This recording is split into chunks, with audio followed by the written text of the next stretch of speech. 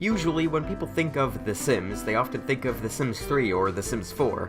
Most people, however, don't think back to the very first Sims game. And no, I'm not talking about SimCity. I'm talking about simply The Sims.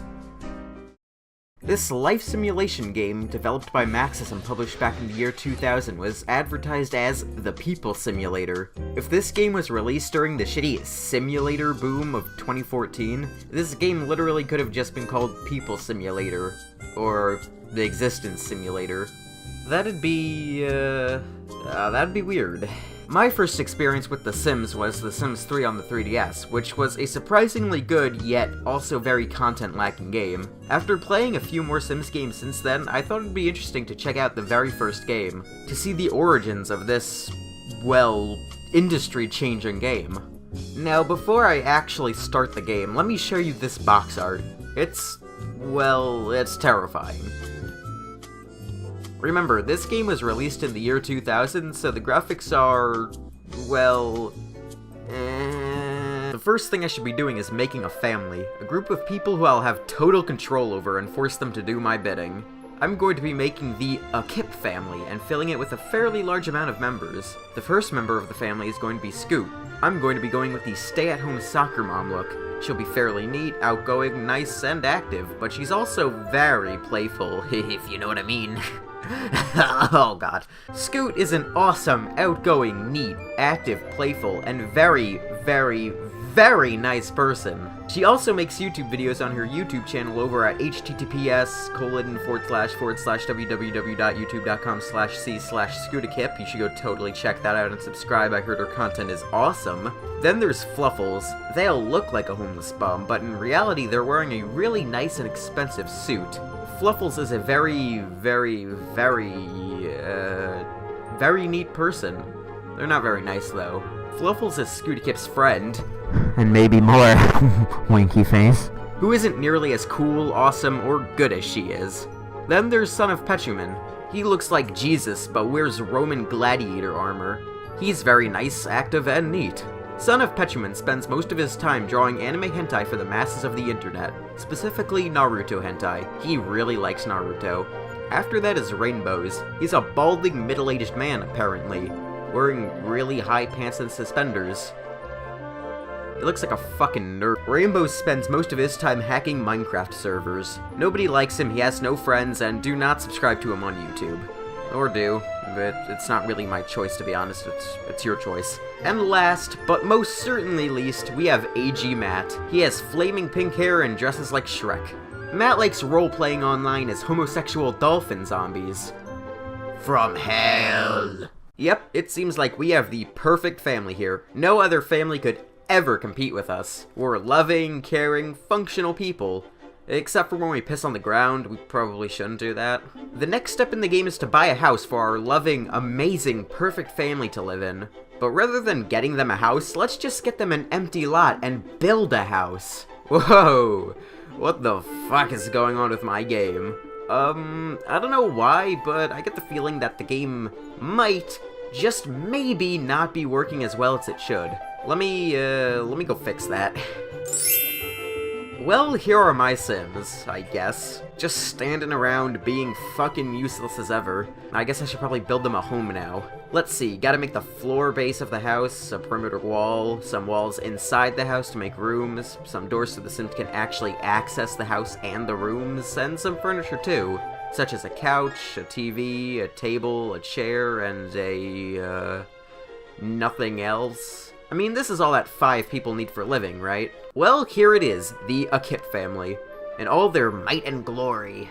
In an average day for the AMTEmu family, they watch TV, walk around, talk, and nothing else really. For a while, Son of Petuman just kinda sat there, staring at the back of Matt, who was just kinda standing there. Maybe he was trying to get a glimpse of that Shrek booty. You know, this is all fine and dandy, but we could probably use some improvement. How about we put a couch here, and, yeah, just a couch here. However, Son of Petuman thinks he's too good for the couch. I tried to get my Sim to go on the couch, but for some reason she refused to enter the room. Nobody else had any problems going into the room, and it confused me for a while until I realized that the door to the bedroom hall was a men's restroom door. Despite the fact that the door didn't actually lead to a men's restroom, Scoot still refused to walk through that door. Because of that, I had to change the door, and by the time I had changed the door, homeless bum Fluffles had already taken the couch. What an asshole! So rather than sleeping, Scoot just randomly decided to go pet the dog in front of the house instead. I don't know, seems reasonable to me. I just kinda let them sit around, watch TV, and socialize for a while, until I decide that as great as this is, we need money. Ergo, they need jobs. I had all of the Sims get jobs, except for Fluffles, of course. They need to stay a homeless, bearded, yet somehow suited bum. It's at this point that I realized that everything in the game happens at your lot. Sure, you can visit other lots and families, but nothing really happens outside of the houses. No shops, rec centers, or anything really. Coming from The Sims 3, this was quite odd to me, but considering that this is the first Sims game, it makes sense. Still kinda disappointing though. I would have loved to have Rainbow strip naked and dash across the town. That would have been fun. I eventually got them a toilet so they would stop pissing on the floor. Rainbows, I'm looking at you! However, rather than using the toilet as intended, 3 of them just decide to gather around the toilet and, socialize. Hey man, you wanna hang out in front of the TV on the comfortable furniture that we own? Nah, I wanna go stand by the toilet. After a while of, getting money fairly because my Sims all have jobs and work for their keep, I eventually purchased a ton more furniture so that my Sims can get their life back on track. Some beds so they actually have places to sleep, besides, well, the floor. Some kitchen appliances so they can actually eat, and some cool arcade games for entertainment purposes. And this just kinda went on for a while. They did their daily shit, had fun playing arcade games, slept, stopped pissing on the fucking floor, rainbows, and just generally lived life to the fullest. Confined in this tiny house because they can't really go anywhere else except for work. I even improved upon the already amazing house by painting the walls, and, I painted the walls. Hey, do you guys smell something? Oh shit! Fire!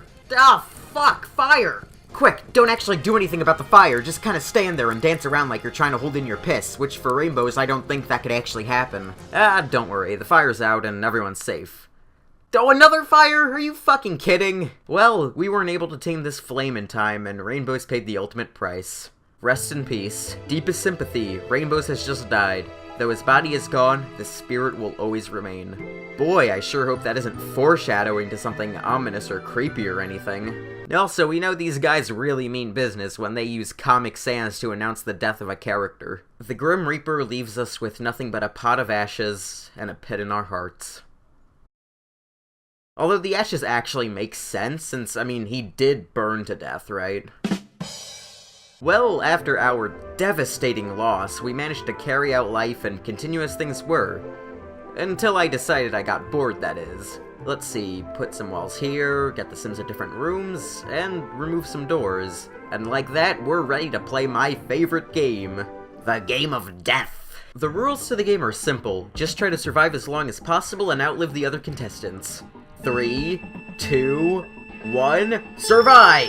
Or die. Preferably die. The game actually starts off pretty well. Every Sim is in their room, and while Fluffles is stuck in their pink Speedos, at least they got the biggest room. Matt here seems to be having trouble with bugs. Like, serious, traumatizing trouble. But after spraying some insecticide, everything is once again at peace. What? Oh no, son of Petuman! How'd you get those fireworks?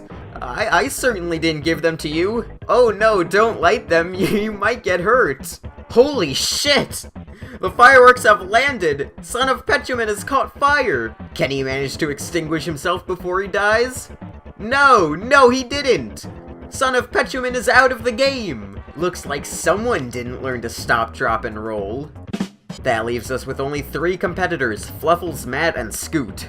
After that event, everything kinda went back to normal. Well, that is until the ghost of Rainbow showed up to spook Fluffles. Terrifying. Oddly enough, Son of Petuman's ghost also showed up for a while, but all he really did was pace back and forth. Terrifying. Oh no, you guys! How'd all of you manage to get fireworks? Oh no, don't like the fireworks. Don't you know that's how Son of Petuman got killed? Oh no, so much fire. The treachery! It's so terrible. I surely hope none of you die or anything. It's kind of fucked up because they can't really do anything about the fire. They just kind of have to stand around and continue their normal schedule of standing around, hoping that the fire doesn't catch them. Scoot is the first of the 3 to go. Now it's just between Matt and Fluffles. Who will be able to evade the flames and make it to the ending line alive? It's both of them. Nah, we can't have 2 winners. This certainly won't do. Let's just, let's do that again. Oh no, it's so terrible. I wonder who will win. Oh no, Matt's caught fire, and as he takes his final fire-filled breath and falls to the floor, Fluffles is declared winner. As winner, you are granted freedom, Fluffles. However, rather than running away and or telling the cops of their kidnapping and the homicide of their friends in a twisted game show of death, they just gonna walk out into the street of the house and, go to find a job? Nah, never mind, he's too depressed for that. I mean, he did get kidnapped, stuck in a room set on fire, listen to the tormented screams of death coming from his friends, and get tormented by the ghost of dead family members, but he's also starving, exhausted, and really has to pee. As you could probably tell by now, actually playing The Sims to live out a fulfilling or even realistic life isn't really my cup of tea. I prefer to get a bit experimental and weird when I play The Sims, and if that means sectioning off all my Sims, setting them all on fire, and seeing who can survive, then so be it. However, overall, I enjoyed my time with The Sims. While, yes, incredibly, amazingly limited compared to The Sims 4 and The Sims 3, and fuck, even The Sims 2, it's still a pretty damn good game, especially for the time that it came out. Sure, while the gaming industry was no stranger to simulation or tycoon games, whether that be cities or even ants, it still really hadn't seen anything of the likes of The Sims. The Sims truly was new and innovative for the time it had come out, and hell, people must still be thinking that because the game is on its 4th mainline installment, and it's still getting players. Pretty fucking impressive for a franchise to last this long and still maintain this level of popularity. So, should you play The Sims? Well, I would suggest a newer installment in the series over this game. It is free and pretty easy to find online, so hey, maybe it's worth giving a shot. Just a warning that, like me, you'll probably run into some issues running the game on a modern computer simply because of how old it is. Either an old computer or a virtual machine will work wonders in this situation. Thank you so much for watching this episode of Scootakip. I hope you enjoyed the video, and until next time, goodbye.